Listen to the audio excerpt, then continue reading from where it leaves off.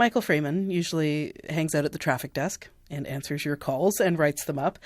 But he made his radio debut here on Mainstreet yesterday because he has been keeping an eye on a very important, situation for us, namely the situation from Jersey Shore, who was in Halifax last night at the Pacifico, and you could pay either $25 or $85 to, go there and party with the situation.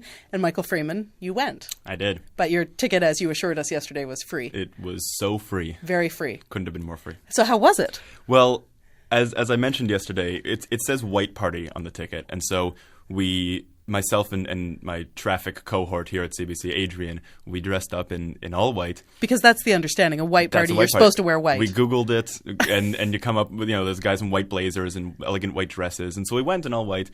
And we show up, and about half the guys there are in blue jeans, and the other half are in black pants. One guy's just wearing a white tie. And so, but you and Adrian are fully rocking the white. Exceptionally goofy. Right. Like exceptionally silly. And so embarrassed, but journalists nonetheless. We trod on, or trodden on. No, trod on. And so we talked to a few people just to sort of figure out why anybody would go to this kind of thing. If their ticket weren't free like yours was. Exactly. Well, one girl's was, actually, because the date originally was May 6th, and then it was postponed.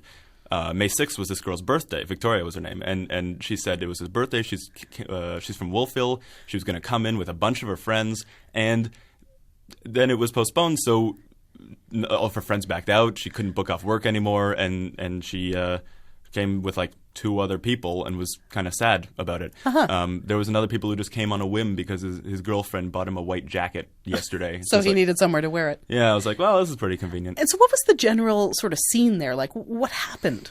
Well, it was just about under 100 people, and we were waiting for the situation until just after midnight when he finally showed up.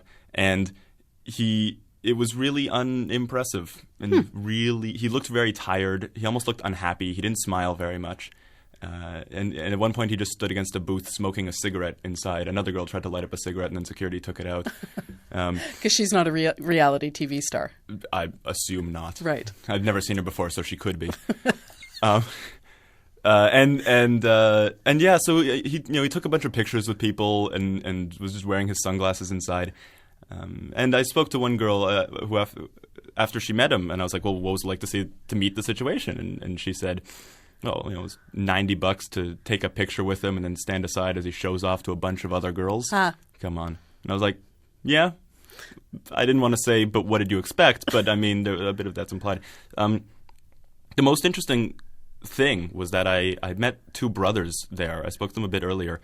One of them came all the way from Vancouver. They're both half Italian. To party with the situation. Yeah, he really likes him. And I actually approached him because he was the silliest looking guy, because he had the big spiked hair and he had the really light, speckled wash jeans and a textured white white dress shirt.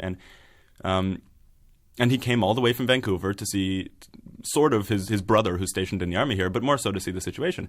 And when the brother came out of the bathroom where we were waiting for him, he explained to me that he didn't care too much about the situation. He liked Jersey Shore, but it's not really about that.